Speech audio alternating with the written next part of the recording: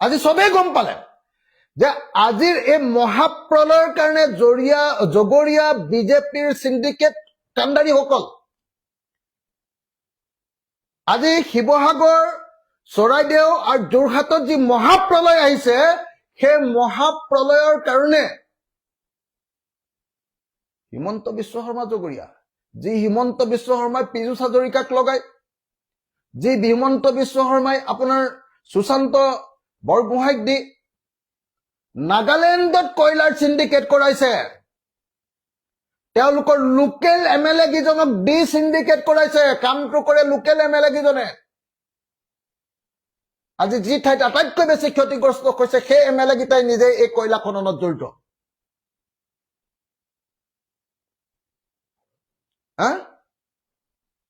গোটেই নাগা পাহাৰ খান্দি ফুফুলা কৰি পেলালে ডাঙৰ ডাঙৰ লেক ডাঙৰ ডাঙৰ হ্ৰদ মই যেতিয়া কৈছিলো মানুহ কোনেও বিশ্বাস কৰা নাছিলে এতিয়া সাংবাদিক বিলাকে নিজে নিজে গৈ ফিল্ড সাৰ্ভে কৰি বুজি পাইছে যে কথাটো সঁচাকেই সেইটো আজি যি ঠাইত আটাইতকৈ ডাঙৰ ক্ষতিগ্ৰস্ত হৈছে নাজিৰা সমষ্টিত সেই নাজিৰা সমষ্টিৰ কিমান হাজাৰ হাজাৰ হেক্টৰ মাটিত কেৱল আৰু কেৱল সেই ওখ মাটিবিলাকত একদম গোটেই শিল খান্দিবৰ কাৰণে এই বোল্ডাৰ মাফিয়া বিলাকে কি কৰিছে ডাঙৰ ডাঙৰ সৰু সুৰা নহয়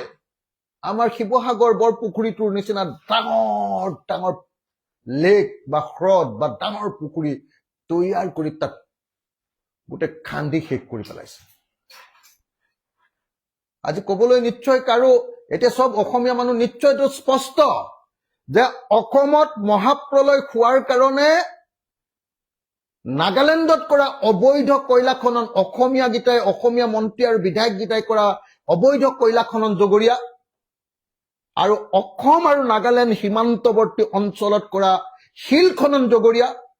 আৰু বালি খনন জগৰীয়া এই কথা নিশ্চয় আপোনালোক আমি আজি প্ৰত্যেকজন মানুহে জানো